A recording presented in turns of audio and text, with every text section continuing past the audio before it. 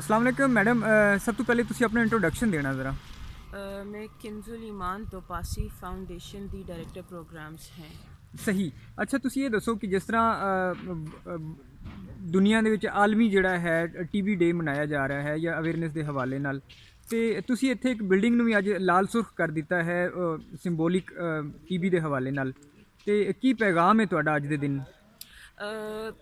ਅਸਲ ਪੈਗਾਮ ਇਹੀ ਹੈ ਕਿ ਜੇ ਤੁਹਾਨੂੰ 2 ਹਫ਼ਤੇ ਤੋਂ ਜ਼ਿਆਦਾ ਖਾਂਸੀ, ਬੁਖਾਰ, ਵਜ਼ਨ ਵਿੱਚ ਕਮੀ ਆਉਣਾ, ਭੁੱਖ ਕਮ ਲੱਗਣਾ ਜਾਂ ਬਲਗਮ ਨਾਲ ਖੂਨ ਆਂਦਾ ਹੈ ਤੇ ਆਪਣੇ ਕਰੀਬੀ ਮਰਕਜ਼ ਸਿਹਤ ਤੇ ਜਾ ਕੇ ਫੌਰੀ ਆਪਣੀ ਤਸ਼ਖੀਸ ਕਰਾਓ। ਦੇ ਇਸ ਗੱਲ ਦਾ ਚਾਂਸ ਹੈ ਕਿ ਤੁਹਾਨੂੰ ਟੀਬੀ ਹੋਏ। ਅੱਛਾ, ਇਹ ਮੋਸਟਲੀ ਲੋਕਾਂ ਨੂੰ ਅਵੇਅਰਨੈਸ ਇਹ ਵੀ ਨਹੀਂ ਹੈ ਨਾ ਕਿ ਜਿਸ ਵੇਲੇ ਅਗਰ ਫਰਜ਼ ਕਰੋ ਇਹ ਸਿੰਪਟਮਸ ਹੁੰਦੇ ਨੇ ਜਾਂ ਲੋਕਾਂ ਨੂੰ ਕੋਈ ਇਸ ਤਰ੍ਹਾਂ ਦੇ ਮਸਾਇਲ ਦਾ ਸਾਹਮਣਾ ਹੁੰਦਾ ਤੇ ਉਹ ਕਿਹੜੇ ਮਖਸੂਸ ਕੋਈ ਕਿਸੇ ਵੀ ਸਰਕਾਰੀ ਹਸਪਤਾਲ ਜਾ ਸਕਦੇ ਨੇ ਜਾਂ ਕੋਈ ਸੈਂਟਰ ਬਣੇ ਨੇ? ਟੀਬੀ ਦੇ ਪਾਰਟਿਕੂਲਰ ਸੈਂਟਰ ਬਣੇ ਹੋਏ ਨੇ ਜਿਨ੍ਹਾਂ ਦੇ ਬਾਹਰ 6 ਪੱਤਿਆਂ ਵਾਲਾ ਲੋਗੋ ਬਣਾ ਹੁੰਦਾ ਹੈ ਨੈਸ਼ਨਲ ਟੀਬੀ ਕੰਟਰੋਲ ਪ੍ਰੋਗਰਾਮ ਦਾ। ਉੱਥੇ ਡਾਇਗਨੋਸਿਸ ਤੇ ਟ੍ਰੀਟਮੈਂਟ ਹਰ ਚੀਜ਼ ਬਿਲਕੁਲ ਫ੍ਰੀ ਆਫ ਕਾਸਟ ਅਵੇਲੇਬਲ ਹੈ। ਉਹਨਾਂ ਨੂੰ ਉੱਥੇ ਜਾ ਕੇ ਆਪਣੀ ਤਸ਼ਖੀਸ ਕਰਾ ਕੇ ਇਲਾਜ ਕਰਾਉਣਾ ਚਾਹੀਦਾ ਹੈ ਤੇ ਪਰੇਸ਼ਾਨ ਬਿਲਕੁਲ ਨਹੀਂ ਹੋਣਾ ਚਾਹੀਦਾ। ਟੀਬੀ 100% ਕਾਬਲੇ ਇਲਾਜ ਹੈ। ਸਿਰਫ ਔਰ ਸਿਰਫ ਉਹਨਾਂ ਨੂੰ 6 ਮਹੀਨੇ ਰੈਗੂਲਰ ਦਵਾਈ ਖਾਣ ਦੀ ਜ਼ਰੂਰਤ ਹੋਏਗੀ ਔਰ ਉਹ ਲੋਕ ਬਿਲਕੁਲ ਠੀਕ ਹੋ ਜਾਣਗੇ। ਅੱਛਾ, ਤੇ ਮੋਸਟਲੀ ਇਹ ਕਿਹੜੀ ਏਜ ਦੇ ਵਿੱਚ ਹੁੰਦਾ ਹੈ? ਉਮਰ ਕਿਹੜੀ ਹੈ ਜਿਹਦੇ ਵਿੱਚ ਜ਼ਿਆਦਾ ਮੋਸਟਲੀ ਹਮਲਾ ਕਰਦਾ ਹੈ? 18 ਤੋਂ 45 ਈਅਰਸ ਦੀ ਏਜ ਵਿੱਚ ਜ਼ਿਆਦਾਤਰ ਹੁੰਦਾ ਹੈ ਜੋ ਕਿ ਇਨਸਾਨ ਦੀ ਸਭ ਤੋਂ ਜ਼ਿਆਦਾ ਕਮਾਈ ਕਰਨ ਵਾਲੀ ਉਮਰ ਹੁੰਦੀ ਹੈ। ਅੱਛਾ, ਕੁਝ ਲੋਕ ਕਹਿੰਦੇ ਨੇ ਕਿ ਜਿਸ ਤਰ੍ਹਾਂ ਸਿਗਰਟ ਹੋ ਗਿਆ, ਪਾਨ ਹੋ ਗਿਆ, ਇਸ ਤਰ੍ਹਾਂ ਦੀਆਂ ਚੀਜ਼ਾਂ ਜਿਹੜੀਆਂ ਜ਼ਿਆਦਾ ਮਸਲਾ ਕਰਦੀਆਂ ਨੇ ਟੀਬੀ ਦੇ ਹਵਾਲੇ ਨਾਲ, ਜਾਂ ਧੂੰਆਂ ਵਗੈਰਾ, ਜਿਸ ਤਰ੍ਹਾਂ ਲੱਕੜਾਂ ਅਗਰ ਘਰ 'ਚ ਜਲਾਈਆਂ ਜਾਂਦੀਆਂ ਨੇ, ਤੇ ਤੁਸੀਂ ਕੀ ਸਮਝਦੇ ਹੋ ਕਿ ਵਾਕਈ ਇਸ ਤਰ੍ਹਾਂ ਦੀ ਕੋਈ ਗੱਲ ਹੈ ਜਾਂ ਇਹਦੇ ਹੋਰ ਵੀ ਕੋਈ ਚੀਜ਼ਾਂ ਹੈ ਨੇ ਜਿਹਦੇ ਤੋਂ ਹੋ ਜਾਂਦਾ ਹੈ? ਟੀਬੀ ਅਸਲ ਵਿੱਚ ਟੀਬੀ ਬੈਕਟੀਰੀਅਮ ਤੋਂ ਫੈਲਦਾ ਹੈ। ਇਹੋ ਜਿਹੀਆਂ ਚੀਜ਼ਾਂ ਆਰ ਕੋ ਫੈਕਟਰਸ ਹਨ, ਅਸਲ ਵਜ੍ਹਾ ਨਹੀਂ ਹਨ।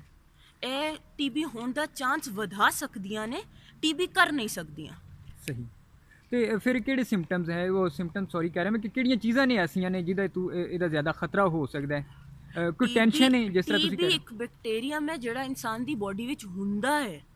ਉਹ 100% ਖਤਮ ਕੀਤਾ ਹੀ ਨਹੀਂ ਜਾ ਸਕਦਾ।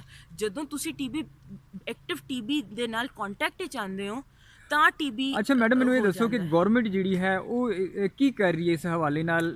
ਕੋਈ ਸੰਜੀਦਗੀ ਨਾਲ, ਮਤਲਬ ਕੋਈ ਸੈਂਟਰਸ ਵਗੈਰਾ ਖਾਸ ਤੌਰ ਤੇ ਦਿਹਾਤਾਂ ਵਗੈਰਾ ਤੇ, ਜਿੱਥੇ ਕਿਉਂਕਿ ਦੇਖੋ ਸ਼ਹਿਰਾਂ ਦੇ ਵਿੱਚ ਤੇ ਹਸਪਤਾਲ ਹੁੰਦੇ ਨੇ, ਕਲੀਨਿਕ ਹੁੰਦੇ ਨੇ, ਕੋਈ ਮਸਲਾ ਹੋਇਆ ਤਾਂ ਉਹਦੇ ਤੇ ਟੁਰ ਗਏ, ਲੇਕਿਨ ਦਿਹਾਤ ਵਗੈਰਾ ਜਿੱਥੇ ਇਹਨਾਂ ਚੀਜ਼ਾਂ ਦੀ ਘਾਟਾ ਹੁੰਦਾ, ਕਮੀ ਹੁੰਦੀ ਹੈ, ਉੱਥੇ ਕੀ ਕੀਤਾ ਜਾ ਸਕਦਾ ਹੈ ਜਾਂ ਗਵਰਨਮੈਂਟ ਕੀ ਕਰ ਰਹੀ ਹੈ? ਟੀਬੀ ਦੀ ਸਰਵਿਸਿਜ਼ ਤਹਿਸੀਲ ਲੈਵਲ ਤੱਕ ਅਵੇਲੇਬਲ ਨੇ।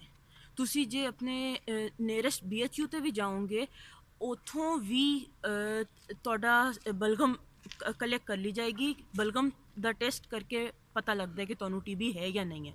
ਉਹ ਗਵਰਨਮੈਂਟ ਹਸਪੀਟਲ ਤੁਹਾਡਾ ਬਲਗਮ ਅੱਗੇ ਟੈਸਟ ਕਰਾਉਣ ਭੇਜਦਾ ਹੈ ਤੇ ਤੁਹਾਨੂੰ ਵਾਪਸ ਬਤਾ ਦਿੰਦਾ ਹੈ ਕਿ ਤੁਹਾਨੂੰ ਟੀਬੀ ਹੈ ਜਾਂ ਨਹੀਂ।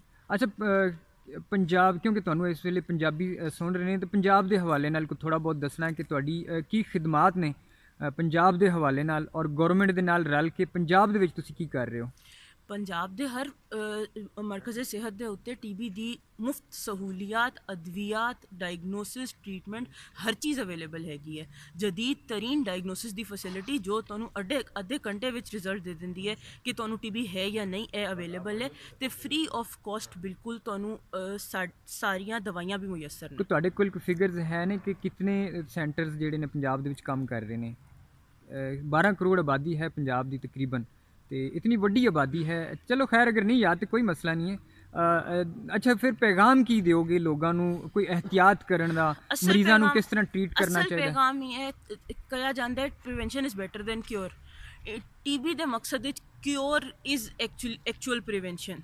ਤੋ ਜੇ ਤੁਹਾਨੂੰ 2 ਹਫ਼ਤਿਆਂ ਤੋਂ ਜ਼ਿਆਦਾ ਖਾਂਸੀ ਹੈਗੀ ਹੈ ਜਾਂ ਟੀਬੀ ਦੀ ਜਿਹੜੀਆਂ ਵੀ ਪ੍ਰਿਜ਼ੰਪਸ਼ਨਸ ਹੈਗੀਆਂ ਨੇ, ਬੁਖਾਰ ਹੋਣਾ, ਵਜ਼ਨ एकदम कम होने लग जाना अलोंग विद 2 हफ्ते की खांसी के साथ, तो ਤੁਹਾਨੂੰ ਆਪਣੇ ਕਰੀਬੀ ਮਰਕਜ਼ ਸਿਹਤ ਜਿਹਦੇ ਬਾਹਰ 6 ਪੱਤਿਆਂ ਵਾਲਾ ਲੋਗੋ ਬਣਿਆ ਹੋਇਆ, ਉੱਥੇ ਜਾ ਕੇ ਆਪਣੀ ਤਸ਼ਖੀਸ ਕਰਾਉਣੀ ਚਾਹੀਦੀ ਅੱਛਾ, ਹੈ। ਘਰ ਦੇ ਵਿੱਚ ਨਾਰਮਲੀ ਇਸ ਤਰ੍ਹਾਂ ਹੁੰਦਾ, ਟੀਬੀ ਦਾ ਕੋਈ ਮਰੀਜ਼ ਹੋਵੇ ਉਹਦੇ ਭਾਂਡੇ ਅਲੱਗ ਕਰ ਦਿੱਤੇ ਜਾਂਦੇ ਨੇ, ਉਹਦੇ ਨਾਲ ਮੇਲ ਜੋਲ ਜਿਹੜਾ ਉਹ ਘੱਟ ਕਰ ਦਿੱਤਾ ਜਾਂਦਾ, ਖਾਸ ਤੌਰ ਤੇ ਬਜ਼ੁਰਗਾਂ ਨੂੰ ਅਕਸਰ ਹੋ ਜਾਂਦਾ ਤੇ ਬੱਚਿਆਂ ਨੂੰ ਉਹਨਾਂ ਤੋਂ ਦੂਰ ਰੱਖਿਆ ਜਾਂਦਾ।